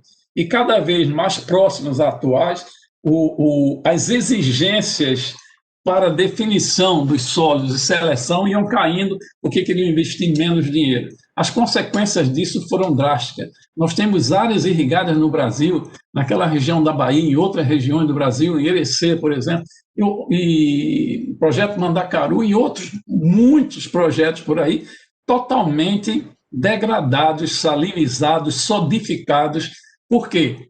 Porque primeiro começou a seleção de áreas com exigências mínimas para investir menos dinheiro, que eu queria era dizer que produziram tantos hectares irrigados. Então, agricultor foi relocado, as áreas começaram a dar problema de drenagem, a drenagem é fundamental para a irrigação.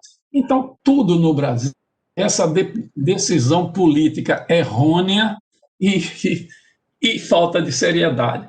Os últimos projetos que eu trabalhei, eu pedia, como a gente estava fazendo um trabalho sério, a gente pedia a fiscalização. Venha ver o que a gente está fazendo. Não, eu sei que vocês trabalham muito bem, não precisa ir ver, não. Coisa desse tipo que acontece, e acontece em muitas áreas.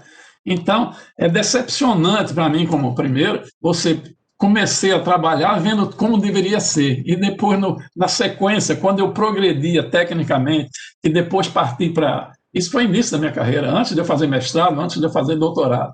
Aí eu vi tudo como estava, e depois que eu estava mais qualificado, vai contar, eu vi as coisas acontecerem dessa forma assim que eu acabei de falar. Então, tem maneiras muito mais sérias e tem maneiras muito mais efetivas de lidar com o nosso semiárido.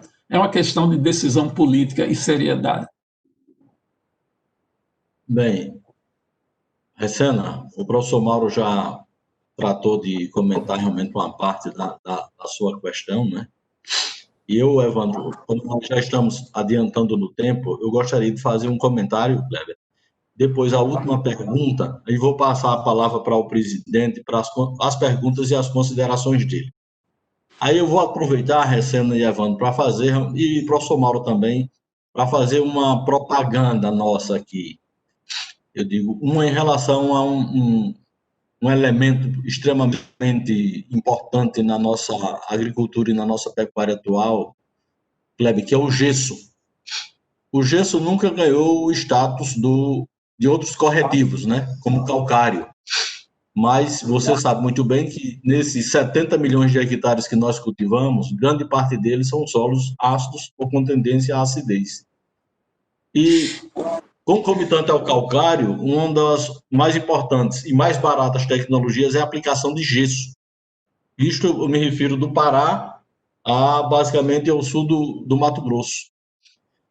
E aqui em Pernambuco, na região do Araripe, estou falando de nós que estamos aqui, porque o Evandro é de lá do Araripe. E Recena lembrou uma situação interessante que, coincidentemente, ele era secretário de Planejamento e eu secretário de Agricultura. E há 25 anos, em uma reunião, a gente discutindo o que faria no Araripe, viu? Há 25 anos. E o professor Mauro, sendo um especialista em solo, sabe muito bem do que é que eu estou me referindo. Então, há alguns dias atrás, 2 meses, menos de 2 meses, nós tivemos aqui um debate com a rádio do Araripe, não é, Evandro? E dentre uma das questões que saiu foi o que se fazer, eu digo, além das atividades normais agrícolas e pecuárias, e uma delas é realmente a mineração, e a mineração com aspectos de fertilizante ou correção.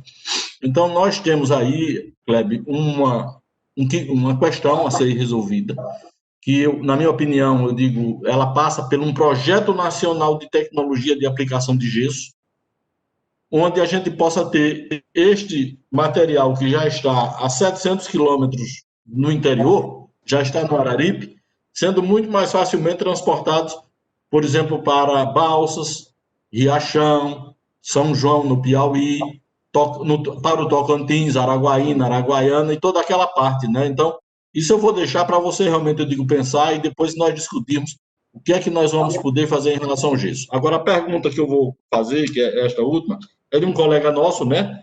Que pesquisador e foi diretor-presidente da SERES até pouco tempo, o Manuel Moacir, e volta a uma questão que tanto você, quando passou, eu passei há algum tempo atrás, mas que é muito importante, que se refere à questão da Embrapa, não é? Ele diz o seguinte: a produção agropecuária tem sido baseada em ciência. Estudos mostram que a terra explica apenas 9,6% do aumento da produção. A tecnologia, 68,1%, e o trabalho 22%. Os cortes recorrentes de orçamento da Embrapa têm impossibilitado a manutenção do treinamento no exterior e mesmo no Brasil, o sucateamento dos equipamentos, a carência de materiais e intercâmbio científico. Não existem recursos para investimentos.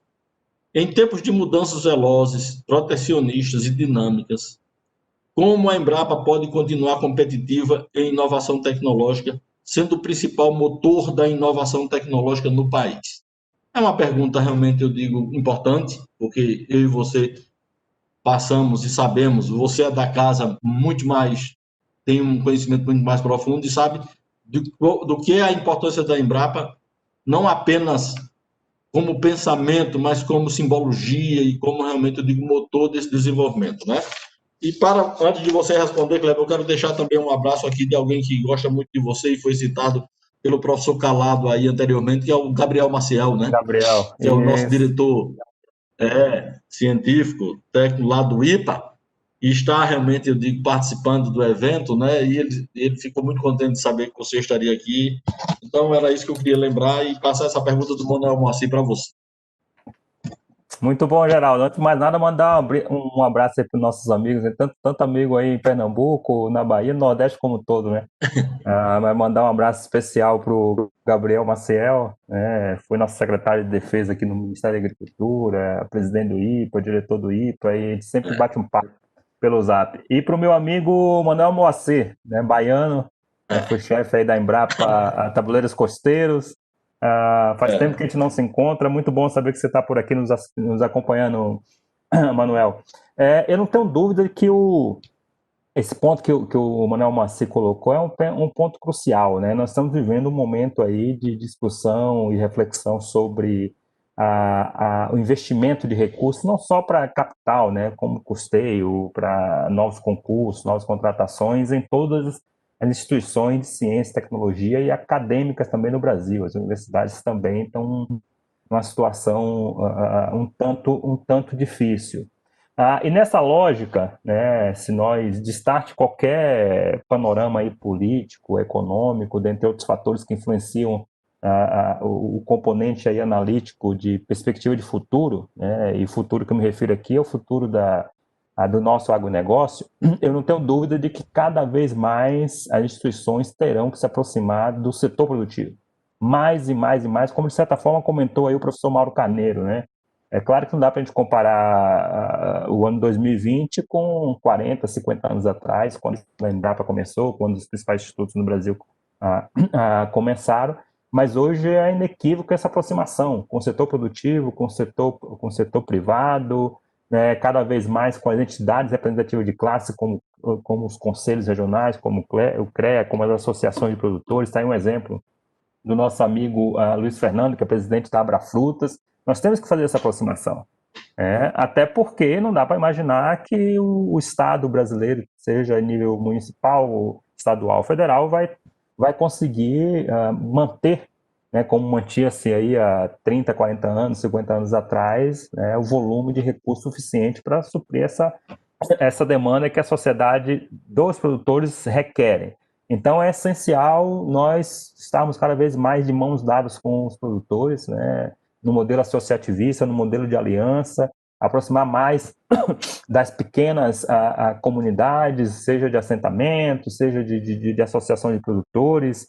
E aí no Nordeste tem muito disso, né? Pequenas associações, né? Com o próprio Sistema S, com o Senar, com o Sebrae, com o Senai como um todo, mas também com o setor produtivo, né? O Geraldo citou o exemplo da Abrafrutas, né, que trabalha de forma muito forte em aliança com pequenos produtores. Nós temos que dar as mãos junto com eles para poder alavancar a transformação e levar a tecnologia para o homem do campo e para o nosso agronegócio, né? E o Moacir citou os dados aí. Até por volta dos anos 90, mais de 70% dos fatores que influenciavam na produtividade no agronegócio brasileiro estava associado a dois fatores. Mais de 70% estava associado a terra e trabalho. Ou seja, precisava ter muita área de terra e muita força bruta, seja homem, seja hora máquina, para poder trazer transformação no campo. E até os anos 90, menos de 25% era explicado por tecnologia. O que aconteceu na virada do século? Exatamente o inverso. Né? Hoje, mais de 70% da explicação dos incrementos de produtividade, né, em quase todas as atividades agrícolas, são suportadas pela tecnologia, né? Enquanto menos de 25% é explicado pelo fator terra e pelo fator labor, no sentido de hora máquina, hora homem. E eu diria mais, né, muito em breve nós veremos aí um momento em que as métricas, né, de produtividade e produção não serão mais quilos por hectare, arroz por hectare, tonelada por hectare, litro por hectare, serão tecnologia por hectare. E aqui pouco importa se o cara, o produtor, né, é produtor do clássico tripé aí, que é padrão no Nordeste, né, planta milho, mandioca e feijão junto e colhe já no sistema integrado, ou se ele é produtor, um grande produtor de bovino de leite ou de soja, etc, etc, etc. Nós temos que levar tecnologia. E para isso é essencial, Manuel Mossi, nós estarmos juntos com esse público, estarmos juntos de mãos dadas com nossos produtores. Até porque é sabido, não é de hoje, né, que a média da nossa produtividade é tão baixa, em média, tá? E aí principalmente em relação aos pequenos produtores, que é o agricultor familiar e a grande maioria dos produtores aí do Nordeste como um todo, não é só do semiárido não, do Nordeste como um todo, é muito baixa, né? Se os produtores adotassem 50%, esse parâmetro já foi estudado em 2010, né, no estudo feito pela Embrapa junto com o sistema CNA. Se os produtores brasileiros em 2010 adotassem 50% dos conhecimentos já disponíveis, nós dobraríamos a nossa produção agropecuária. Imagina no dia de hoje. Então é vital unirmos esforços em todas as camadas, né? As ICTs, as universidades, os institutos, né? Vocês, nós que estamos aqui representando a entidade de classe, né? Os produtores e também trazer a iniciativa privada. Não dá para imaginarmos que de forma isolada nós vamos avançar. Um grande abraço, Manuel. Ô, Geraldo, você me permite uma observação? Por favor. Geraldo. Por favor, professor. É só uma questão repare, ele fala assim, que a tecnologia não depende do solo, depende da tecnologia. Mas a principal tecnologia hoje adotada no Brasil, para o Brasil atingir esse nível de desenvolvimento, foi justamente a tecnologia do solo. Porque se nós formos aproveitar os nossos solos brasileiros, do jeito que são, oxídicos, ácidos, aluminizados, entende? Então, já começa a tecnologia aplicada no solo. E fazer uma diferença entre terra e solo. Porque eu estava falando de terra, a tecnologia da terra ou a tecnologia do solo é diferente. Quando a gente fala terra, é uma conjunção de fatores, como o próprio solo, relevo, a geologia, a declividade, etc, etc, etc. Outra coisa que você falou na questão do gesso é um negócio interessantíssimo e outro problema de seriedade do semiárido. A produção do gesso tem de queimar o gesso. A queima do gesso é um grande problema daquela região. A queima do gesso era de maneira eletricidade, forno elétrico, é inviável economicamente. Aí passou-se a usar diesel, subsidiado pelo governo. Aí o governo tira o subsídio do diesel, aí volta para queimar a caatinga. E voltou, o começo era queimar a caatinga, a lenha da caatinga. Estão dizimando as áreas enormes para a produção do gesso, para a queima do gesso. Então, é outra coisa, é um problema seríssimo. O gesso é importante, como o Geraldo Eugênio falou, mas é preciso ter muito cuidado com essa sustentabilidade da nossa condição frágil do semiárido, com essa queima terrível de madeira que estão fazendo para a queima do gesso. Bom, Suênia,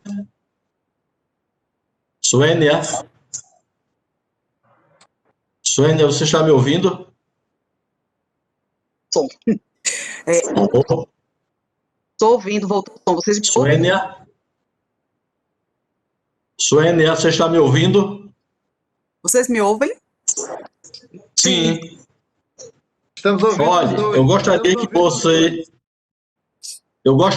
que você conduzisse essa parte final do encerramento com o doutor Recena e o doutor Evandro Alencar, por favor, Suênia. Muito obrigado por sua colaboração.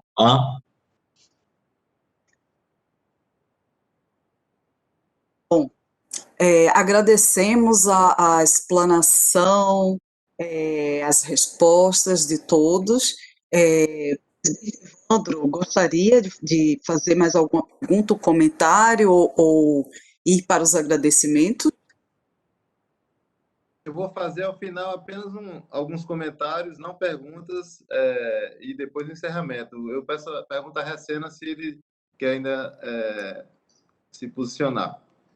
Não, eu só queria agradecer aos palestrantes. Foi realmente um prazer poder ouvir vocês, assim, ter esperança sobre o Brasil, sobre o que vocês nos disseram aqui. Agradecer muito a Geraldo pela ideia que teve de organizar esse evento. Enfim, são essas as nossas palavras e eu passo agora para o nosso presidente.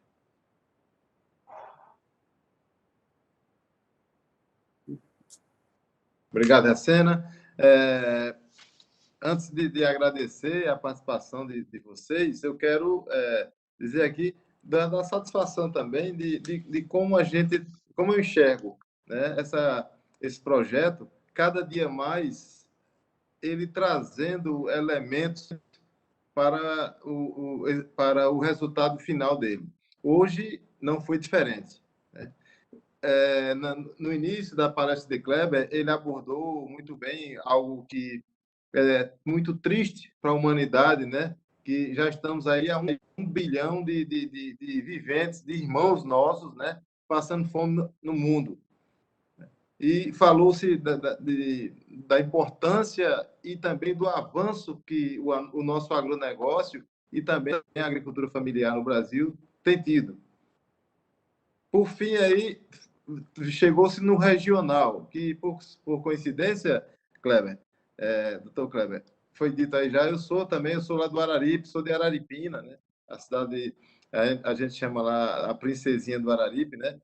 Onde temos o polo gesseiro, onde foi muito bem abordada aí por doutor Mauro, a questão do... só que não era o óleo diesel, era o BPF, realmente. Eu era ceramista lá e cheguei a usar BPF e o governo depois tirou o subsídio, então, tanto eu deixei de utilizar, como outros, vários calcinadores. Então, assim, essas políticas, elas são sazonais quando não deveriam ser, né? E prejudicam muito.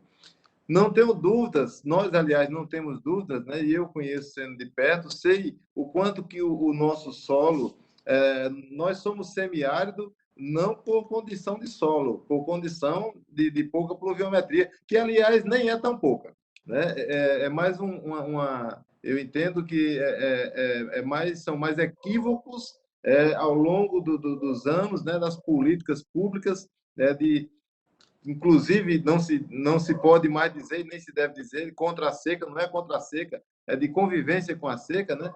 Mas, assim, com a idade que tenho e com a experiência, eu nunca fui agricultor, mas meu pai sempre teve propriedade e tinha aquela coisa de ter propriedade na parte alta, lá em cima da Chapada do Araripe, e na parte baixa, por questões de sazonalidade também do clima. E fica muito claro o quanto que esse material que hoje foi apresentado aqui, e aí eu me dirijo ao nosso coordenador Recena, dizendo assim, o quanto que mais um momento de enriquecimento desse nosso projeto para o Brasil, né? E dizer que essa questão deixa, aliás, o que foi tratado aqui deixa muito claro que a política ela tem que ser mudada. Eu entendo que por muitos anos tratava-se de entregar o peixe e não de ensinar a pescar. Mas eu já enxergo que o próprio agronegócio, até na cadeia produtiva privada, né, sem ser de tanta interferência do governo, vem ensinando aí, mas também como órgãos governamentais, como Embrapa, e IPA, e Emater, tudo isso. Então, assim, eu acho que o aprendizado que temos aí, ele é muito importante e vem trazendo esses avanços, como vocês muito bem colocaram aí. Então, quero parabenizar o nosso palestrante, o Kleber Soares, também o doutor Kleber, também o nosso agrônomo, o doutor Mauro Santos, já conhecido nosso, né? Como debatedor. Vocês enriqueceram muito, sem sombra de dúvidas, esse projeto. E quero parabenizar o nosso também amigo e membro do Comitê Tecnológico Permanente, também o agrônomo, doutor Geraldo Eugênio, né, por essa, não só moderação, mas como essa mediação também, né, e foi quem teve a ideia, como até o nosso coordenador aí, Recena, já disse, de trazer tanto o doutor Kleber como o doutor Mauro, né, para esse momento. Então, assim, fico mais feliz a cada dia que fazemos um seminário desse, porque o nosso projeto está sendo construído a passos largos para, sem sombra de dúvidas, um grande resultado. Quero também agradecer a Suênia, a Silas, que estão aqui conosco na sala, fazendo acontecer, mas também quem está nos bastidores aí, toda a GPI, a Marcela, todos nós do CREA que participamos direto ou indiretamente desse evento. Então, sem sombra de dúvida, Recena, o nosso projeto está indo a passos largos para um bom e bonito resultado, sem sombra de dúvidas.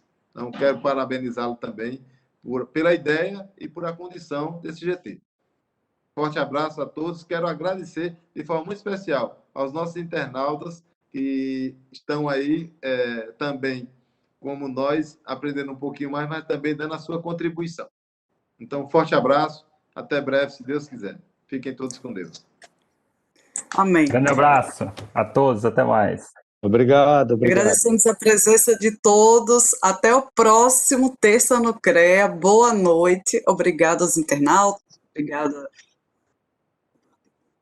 o palestrante, o moderador. A todos. Até logo. Até logo.